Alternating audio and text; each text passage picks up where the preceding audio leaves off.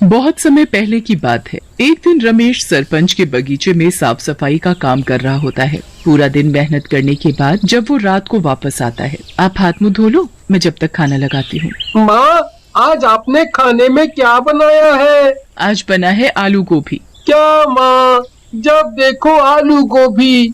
मुझे तो मुर्गा खाने का बहुत मन है, पर माँ रोज रोज आलू गोभी बना देती है। ठीक है, आज ये आलू गोभी खा लो, कल मैं मुर्गा ले आऊंगा, फिर खूब पेट भर कर खाना। काफी रात हो जाती है, सब लोग सो जाते हैं। उसके बाद एक भूत उनके घर में घुस आता है और ऐसे घूम रहा होता है जैसे किसी की तलाश में है।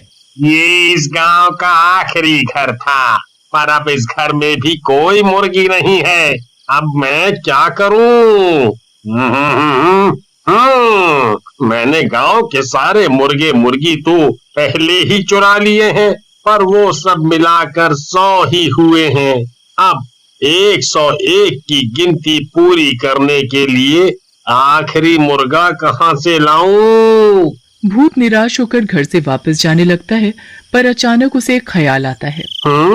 क्यों ना मैं अंदर सो रहे उस बच्चे को ही मुर्गा बना दूं।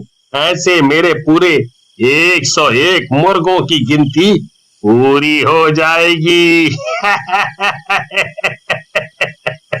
भूत दोनों में से राहुल को गोद में उठाता है और हवा में उड़ता हुआ घर से बाहर निकल आता है। राहुल इतनी गहरी नींद में होता है कि उसे पता ही नहीं चलता कि उसे किसी भूत ने उठा लिया है। भूत उड़ता हुआ उसे एक घर में ले जाता है। उस घर में बहुत से मुर्गे मुर्गियां पिंजरों में बंद चिल्ला रहे होते हैं। उसके बाद भूत राहुल को जमीन पर लिटा देता है और उसके चारों तरफ लाल रंग का घेरा बना देता है। शैतानों के शैतान, ये है आपका नया मेहमान। भूत घेरे के चारों तरफ गोल गोल घूमने लगता है और राहुल के ऊपर जादू करने लगता है। कुछ देर बाद राहुल एक मुर्गे में बदल जाता है।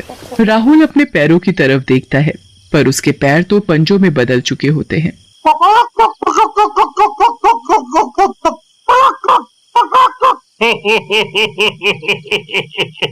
आखिर हो ही गए मेरे पास पूरे 101 मुर्गे।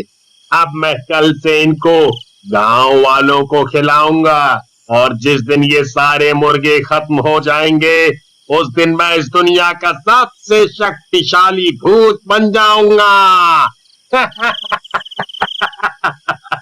अगले दिन भूत अपनी दुकान खोलकर बैठ जाता है और गांव वालों को मुर्गे बेचने लगता है। दूसरी तरफ अगली सुबह रमेश वापस सरपंच के घर काम करने के लिए निकल रहा होता है। मैं जा रहा हूँ, शाम को आते वक्त राहुल के लिए मुर्गा लेता आऊंगा। जी ठीक है। रमेश काम पर चला जाता है और कमला अपने घर के कामों में लग जाती है। किसी को अभी तक इस बात का एहसास भी नहीं होता कि राहुल घर से गायब है। राधिका भी उठकर घर के काम में अपनी माँ का हाथ बटाने लगती है। राधिका, जरा इस राहुल को जाकर उठाना तो।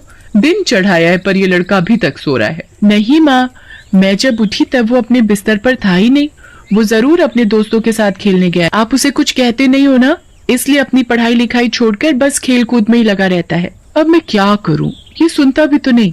आज आने दे इसे, अच्छे से इसकी खबर लूंगी। कमला और राधिका फिर से अपने कामों में लग जाते हैं। काफी देर हो जाती है, दिन के खाने का भी वक्त हो जाता है, पर राहुल घर नहीं आता। अब कमला और राधिका को राहुल की चिंता होने लगती है।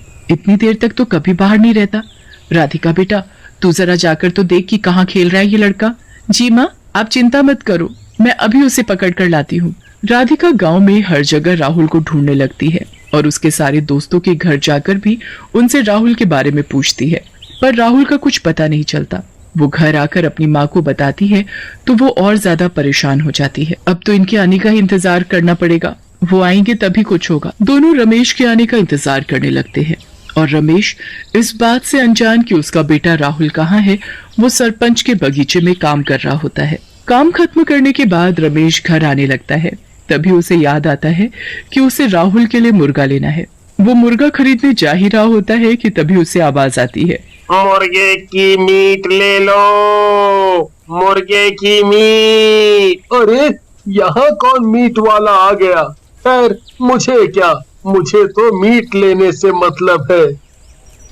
रमेश मीट की दुकान पर जाता है जहां वो भूत एक आदमी के भेस में दुकान पर बैठा होता है। उसकी दुकान में खूब सारे पिंजरे होते हैं जिसमें उस भूत ने अपने सारे मुर्गों को बंद कर रखा होता है। अरे भाई, ये दुकान पहले तो यहाँ नहीं थी। हाँ भाई साहब, मैंने आज ही ये दुकान खोली है। अच्छा, ये तो अच्छी बात है। चलो, मुझे एक ताजा मुर्गा काट कर दे दो। आदमी के भेस में वो भूत सबसे पहले राहुल को ही पिंजरे से गर्दन पकड़कर बाहर निकालता है। राहुल अपने पापा को देखकर जोर जोर से चिल्लाने और फड़फड़ाने लगता है।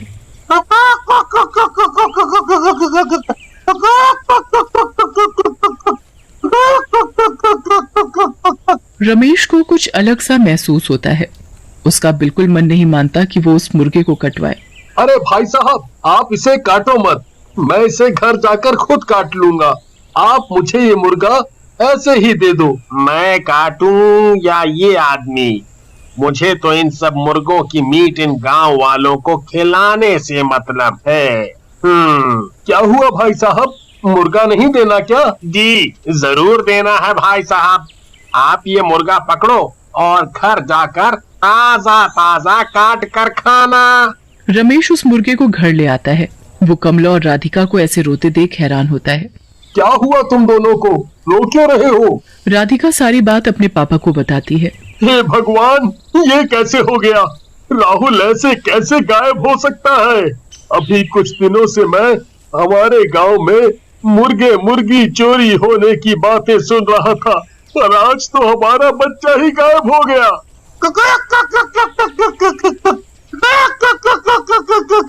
ये क्या ले आए? मैं तो आज राहुल के लिए ही मुर्गे का मीट लाने वाला था, पर पता नहीं क्यों जब दुकान वाला इस मुर्गे को काटने लगा तो मुझसे देखा नहीं गया, इसलिए मैं इसे जिंदा ही घर ले आया। अब इसे यहीं छोड़ो और अपने राहुल को ढूंढो। रमेश और कमला सुबह होते ही वापस राहुल को ढूंढने निकल पड़ते हैं, पर पूरे गांव में राहुल का कुछ पता नहीं चलता। वो निराश होकर घर वापस आते हैं तो उनका मुर्गा उछलता हुआ खुशी से उनके पास आकर चिपकने लगता है।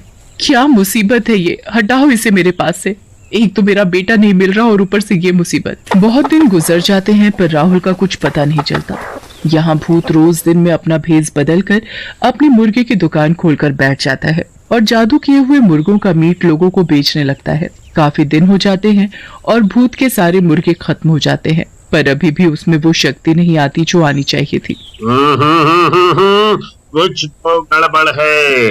मैंने तो पूरे 101 मुर्गों की बलि देकर लोगों का उनका मीट खिलाया है, फिर मुझ में वो शक्ति क्यों नहीं आ रही?